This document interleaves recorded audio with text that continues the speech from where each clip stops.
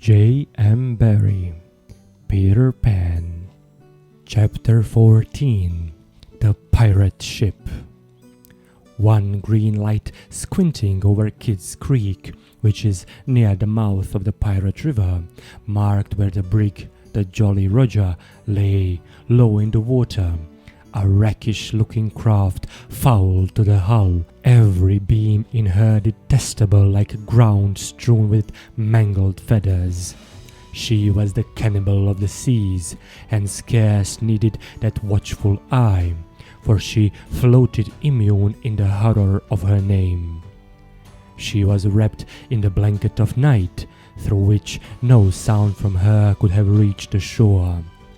There was still sound, and none agreeable save the whir of the ship's sewing machine, at which Smee sat, ever industrious and obliging, the essence of the commonplace, pathetic Smee.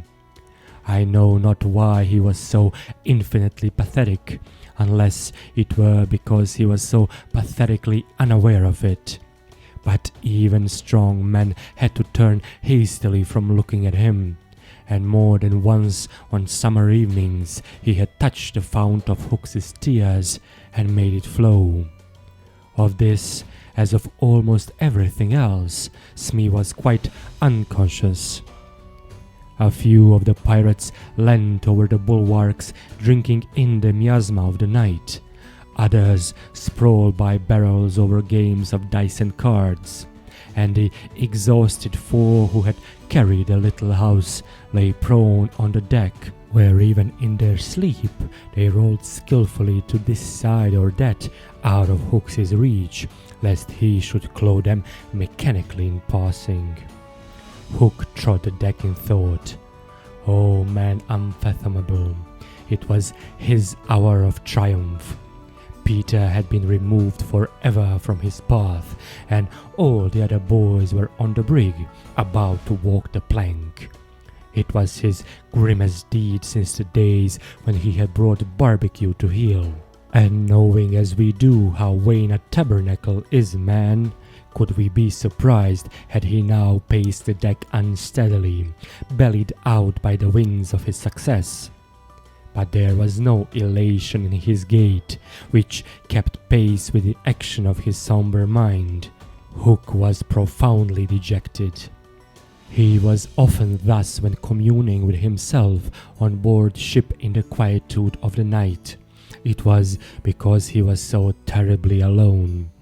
This inscrutable man never felt more alone than when surrounded by his dogs. They were socially so inferior to him. Hook was not his true name. To reveal who he really was would even at this stage set the country in a blaze. But as those who read between the lines must have already have guessed, he had been at a famous public school, and its traditions still clung to him like garments, with which indeed they are largely concerned. Thus it was offensive to him even now to board a ship in the same dress in which he grappled her, and he still adhered in his walk to the school's distinguished slouch. But above all he retained the passion for good form. Good form? However much he may have degenerated, he still knew that this is all that really matters. From far within him he heard a creaking as of rusty portals, and through them came a stern tap, tap, tap, like hammering in the night when one cannot sleep. "Have you been good form today?" was their eternal question. "Fame, fame, that glittering bauble, it is mine!" he cried. "It is quite good form to be distinguished at anything," the tap-tap from his school replied. "I am the only man whom Barbecue feared," he urged, "and Flint himself feared Barbecue." "Barbecue, Flint, what house?" came the cutting retort. Most disquieting reflection of all, was it not bad form to think about good form? His vitals were tortured by this problem. It was a claw within him sharper than the iron one, and as it tore him, the perspiration dripped down his sallow countenance and streaked his doublet. Oft-times he drew his sleeve across his face, but there was no damming that trickle. Ah, envy not Hook. There came to him a presentiment of his early dissolution. It was as if Peter's terrible oath had boarded a ship. Hook felt a gloomy desire to make his dying speech, lest presently there should be no time for it. "Better for Hook," he cried, "if he had had less ambition." It was in his darkest hours only that he referred to himself in the third person. "No little children love me." Strange that he should think of this, which had never troubled him before. Perhaps the sewing machine brought it to his mind. For long he muttered to himself, staring at Smee, who was hemming placidly under the conviction that all children feared him. Feared him? Feared Smee? There was not a child on board the brig that night who did not already love him. He had said horrid things to them and hit them with the palm of his hand, because he could not hit with his fist. But they had only clung to him the more. Michael had tried on his spectacles. To tell poor Smee that they thought him lovable, Hook itched to do it, but it seemed too brutal.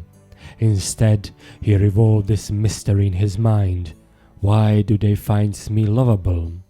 He pursued the problem like a sleuth hound that he was. If Smee was lovable, what was it that made him so? A terrible answer suddenly presented itself. Good form?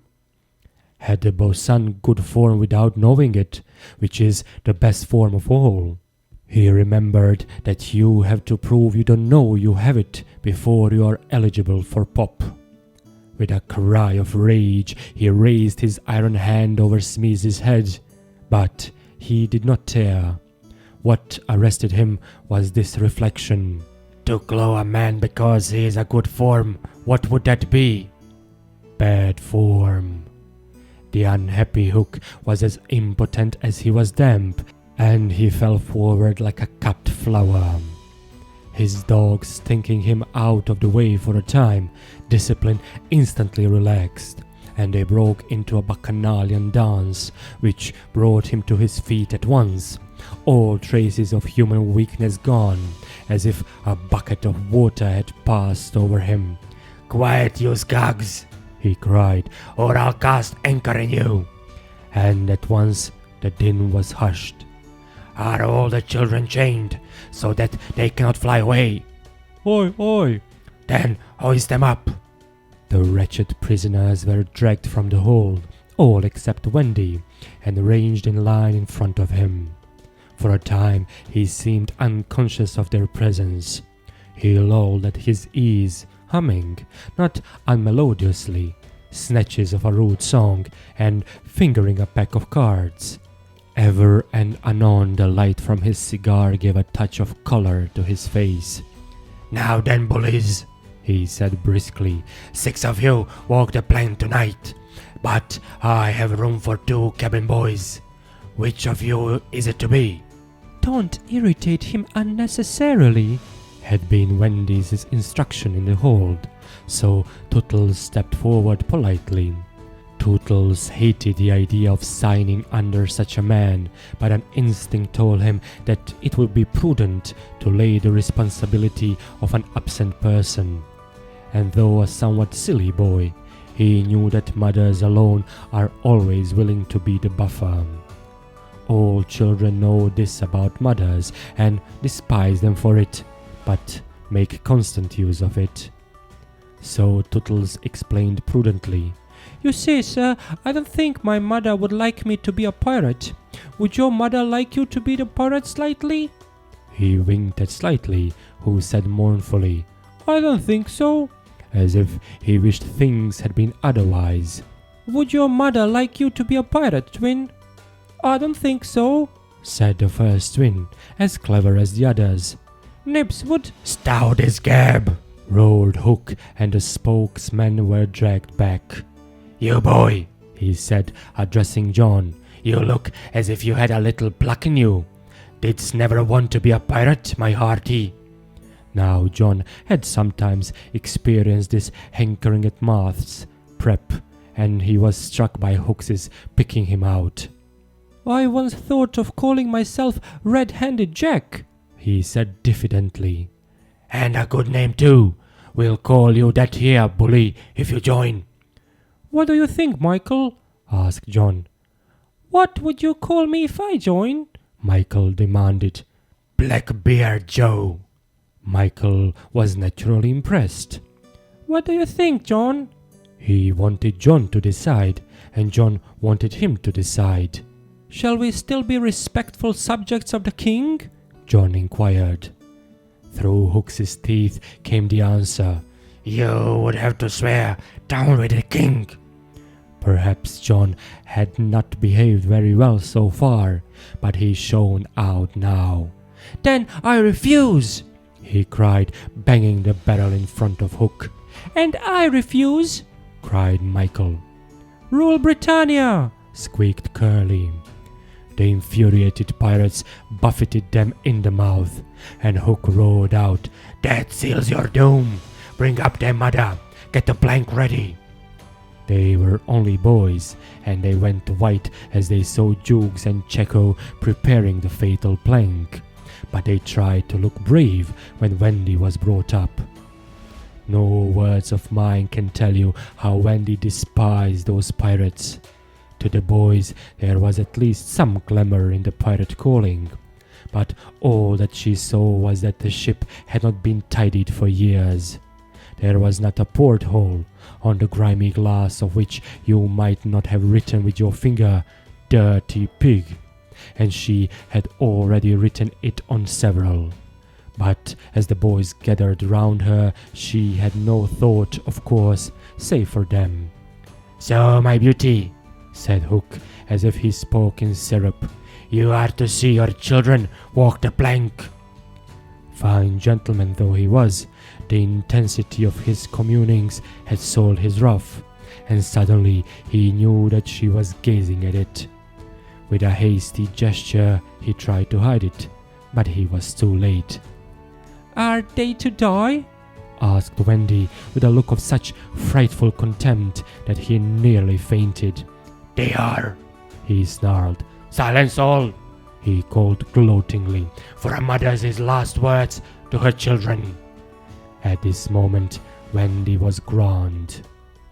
"These are my last words, dear boys," she said firmly. "I feel that I have a message to you from your real mothers, and it is this: we hope our sons will die like English gentlemen." Even the pirates were awed, and Tootles cried out hysterically, "I'm going to do what my mother hopes. What are you to do, Nibs?" "What my mother hopes. What are you to do, Twin?" "What my mother hopes. John, what are—" But Hook had found his voice again. "Tie her up," he shouted. It was me who tied her to the mast. "See here, honey," he whispered, "I'll save you if you promise to be my mother." But not even for Smee would she make such a promise. "I would almost rather have no children at all," she said disdainfully. It is sad to know that not a boy was looking at her as Smee tied her to the mast. The eyes of all were on the plank, that the last little walk they were about to take.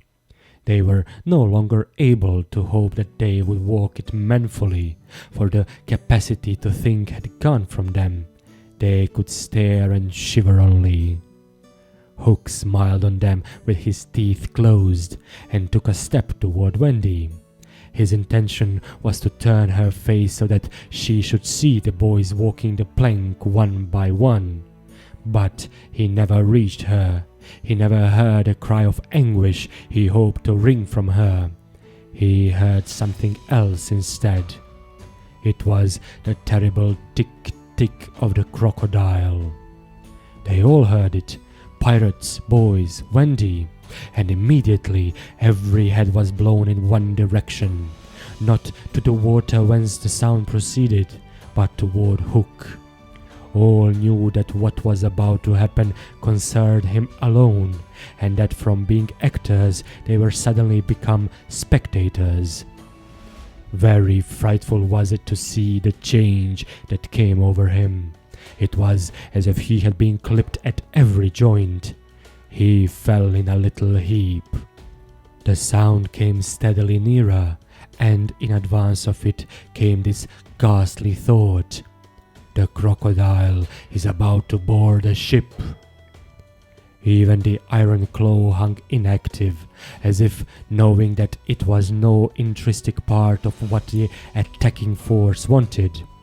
Left so fearfully alone, any other man would have lain with his eyes shut where he fell. But the gigantic brain of Hook was still working, and under its guidance he crawled on his knees along the deck as far from the sound as he could go. The pirates respectfully cleared a passage for him, and it was only when he brought up against the bulwarks that he spoke. "Hide me!" he cried hoarsely. They gathered around him, all eyes averted from the thing that was coming aboard. They had no thought of fighting it. It was fate. Only when Hook was hidden from them did curiosity loosen the limbs of the boys so that they could rush to the ship's side to see the crocodile climbing it. Then they got the strangest surprise of this night of nights, for it was no crocodile that was coming to their aid. It was Peter. He signed to them not to give vent to any cry of admiration that might rouse suspicion. Then he went on ticking.